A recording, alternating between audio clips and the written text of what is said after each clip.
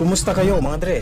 Welcome sa Rai TV. Mula noong inilabas namin ang kwento ng buhay ni Berting Labra at Jess Lapid Sr. ay inulan kami ng request tungkol sa kilabot na sindikato noong 1960s. Alamin natin sa video na ito ang kanilang kwento at kung sino-sino ang mga taong nasa likod ng Big Four Syndicate. Ngunit bago yan ay inaanyayahan po namin kayong pindutin ng like, subscribe at bell icon para lagi kayong updated sa mga kwentong gaya nito. Ang grupong Big Four ay isang malaking sindikato na binubuo ng maraming miyembro at mga galamay mula sa Malabon, Manila, Pasay, Quezon City at Caloocan. Narito ang ilan sa mga pangalan na lehitimong kasapi ng sindikatong ito. Ang grupo ay pinamumunuan ni Luis Baby Asistio na kabilang sa pamilya ng mga politiko. Siya ay kapatid ni Mayor Boy Asistio ng Caloocan. Roberto Gonzales na isang custom police at kaibigan ng mga Asistio. Siya ang sinasabing dahilan kaya nakapasok sa grupo ang tinaguriang terror ng Caloocan at naging hitman ng Big Four na si Pedro Rebulyo alias Pita. Si Gonzales ay namatay din matapos tambangan sa Laguna. Edgardo Ging Pascual, Lorenzo Meneses, isang Caloocan pulis, Alfredo Caimbon alias Tato, Benigno Bening Orquico, Federico Det Zaragoza, Victorino Aranda, Jose Seling Baelio, Roger Chavez at Ricardo Sumilang o Romeo Vasquez na isang aktor at asawa ni Amalia Fuentes at ama ni Lisel Martinez. Ang mga ilegal na gawain ng Big Four ay ang pangingikil sa mga artista at malalaking negosyante, gun for hire, kidnap for ransom, carnapping, robbery at iba pang ilegal na aktibidades. Tuwing nangingikil sila ng isang artista ay pinagbabantaan nila ang buhay nito o sasabuyan ng asido sa mukha kapag hindi nagbigay ng protection money.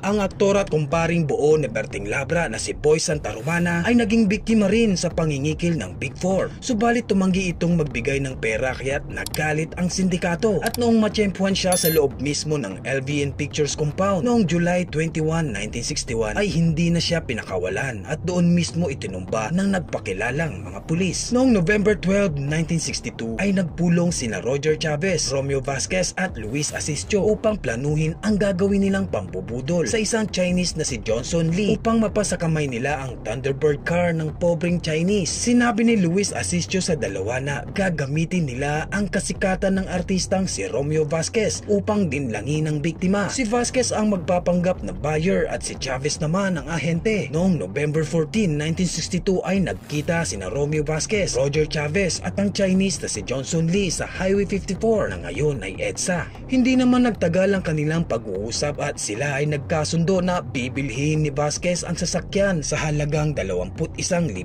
piso. Lula ng Thunderbird car ay tumulak ang tatlo patungo sa Binondo upang sunduin ang pinsan ni Lee na si Dison Hugh dahil sa kanya nakapangalan ang naturang sasakyan. Pagkatapos nun ay nagtungo sila sa isang lawyer upang ipanotaryo ang deed of sale at sa papeles ay pumirma si Romeo Vasquez bilang vendee at si Dison Hugh naman ang vendor. Nang sila ay makarating sa Eugene's Restaurant upang magkabayaran ay may isang lalaking lumapit na may daladalang sulat. Nakasaad dito na ang pera ay nakahanda na sa Dalisay Theater. Sa parehong papel ay isinulat doon ni Romeo Vasquez na dalhin na ang pera sa restaurant at sinabi ng aktor kay Lee na ibigay na sa lalaki ang deed of sale. Makalipas lamang ang ilang saglit ay nagpaalam si Vasquez upang kausapin ang kanyang mga fans na naroon at sumunod na umalis si Chavez na nagsabing bibili lang ng sigarilyo sa labas. Naiwan ang dalawang Chinese sa loob ng resto na dilat ang mga mata dahil hindi na bumalik ang dalawa. Walang malinaw na detalye kung paano napasakamay na Vasquez at Chavez ang susi o maaari ring binaypas ang ignition switch upang mapaandar ang sasakyan dahil paglabas ng dalawang Chinese ay wala na rin ang mamahaling Thunderbird. Pagkalipas ng 3 araw ay nailipat na ang rehistro ng sasakyan sa pangalan ni Luis Asistio. Binigyan niya ng 1,000 piso at isang golf set si Romeo Vasquez bilang gantimpala. Ngunit hindi rin naman nagtagal at natagpuan ng NBI ang sasakyan at nakasuhan ng karnaping sina Asistio, Chavez, Sumilang, Pascual, Pita at Meneses. Ngunit napawalang sala din noong February 1, 1965 maliban kay Roger Chavez na hinatulan ng 10 taon na pagkakakulong. Noong December 26, 1962 ay pinuntahan ng Big Four sa kanyang opisina sa Quezon City ang negosyanteng si Chua Pao aka Sona at sinubukang kikilan ng halagang 20,000 piso. Ngunit tumangging magbigay ang negosyante at nagsabing wala siyang ganoong kalaking pera. Nagalit ang dalawang pulis na sina Lorenzo Meneses at Victorino Aranda kaya't dinukot nila ang biktima at dinala sa kanilang hideout upang ipatubo sa asawa nito kung nais niya pang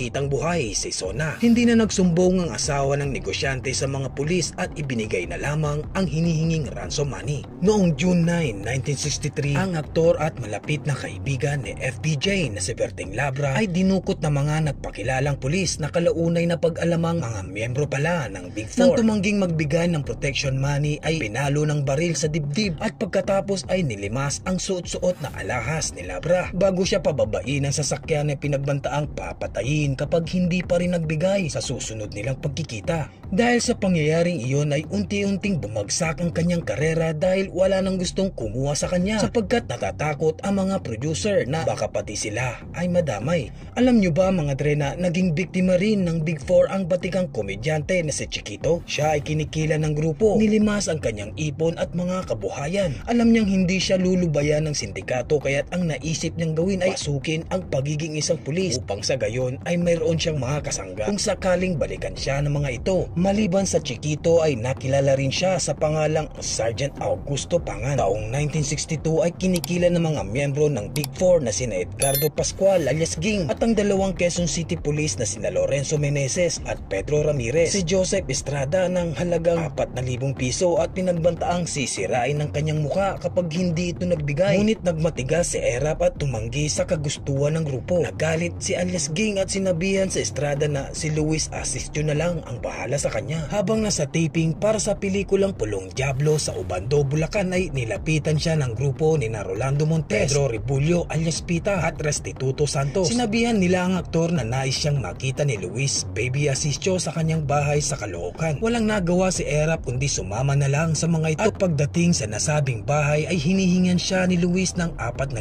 piso kapalit ng isang lumang sasakyan. Ngunit muling tumanggi si Erap at sinabing wala siyang ganung halagang pera kaya nagalit ang pinuno ng sindikato at sinabihan si Estrada na posibleng isa sa mga kalalakihang nakapalibot sa kanya ang tatapos sa kanyang buhay. Dahil sa labis na pangamba ni Erap ay nagdesisyon itong wag na lang ituloy ang pelikulang Pulong Diablo dahil madaraanan niya ang Caloocan na siyang baluarte ng Big Four patungo sa lokasyon ng kanyang taping. Hindi pumayag ang producer ng Pulong Diablo dahil malaki-laki na rin ang kanilang nagagastos sa pelikula kaya sila na lamang ang nagbigay ng 4,000 piso na hinihingi ni Luis Asistio. Ngunit sa kabila nito ay patuloy pa rin siyang ginagambala ng sindikato. Madalas siyang pinupuntahan sa kanyang bahay sa San Juan habang iwinawagayway ang mga hawak na armas na animoy isang eksena sa pelikula. Ayon kay Joseph Estrada, pagkatapos ng mga pangyayaring iyon ay ang kaibigang si Fernando Poe Jr. naman ang sinubukang kikilan ng Big Four.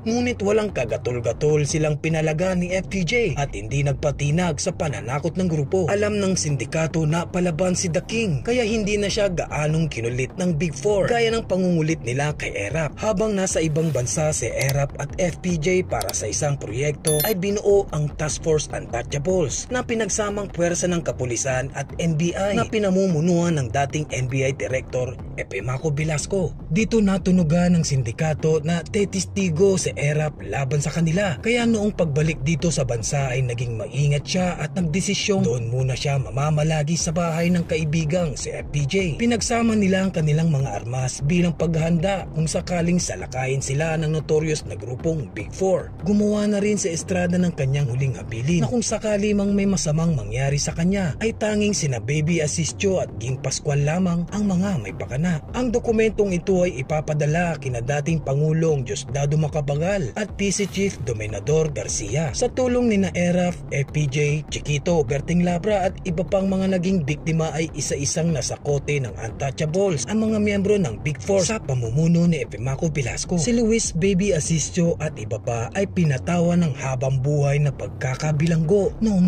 1964 sa ilalim ni Judge Lourdes P. Santiago na siya ring nagpataw ng hatol na kamatayan sa mga sospek sa kaso ni Maggie de la Riva. Pagkalipas ng 13 taon ay nakatanggap ng pardon si Asistio at siya ay nakalaya. Sa kanyang paglabas ay nagkapatawaran sila ni Erap at naging magkaibigan. Si Luis Baby Asistio ay nahalal na congressman sa 2nd District ng Caloocan. Alam kong marami kayong mga opinyon patungkol sa paksa natin ngayon mga dre, kaya't malaya kayong ikomento ang inyong saloobin sa ating comment section. Bago ko tapusin tong video ay nais ko lang magpasalamat sa mga masusugid na tagapanood ng Rai TV. Shout out kina Rusty Nail, Rattlesnake 2, Johnny Silang, Fitness Vlog Karate Instructor, Kuya Tope TV, Marlon Manaig, Jonard Mendoza and Family, Mayo Abaro, Alan Villaries, Tof Lotto Vlogs, Ed Garcia at kay Jan Carlo Pogi. Maraming salamat mga dre at lagi pong mag-iingat. Kung nagustuhan mo ang video na ito ay mag-iwan ng like. Huwag kalimutan mag-subscribe.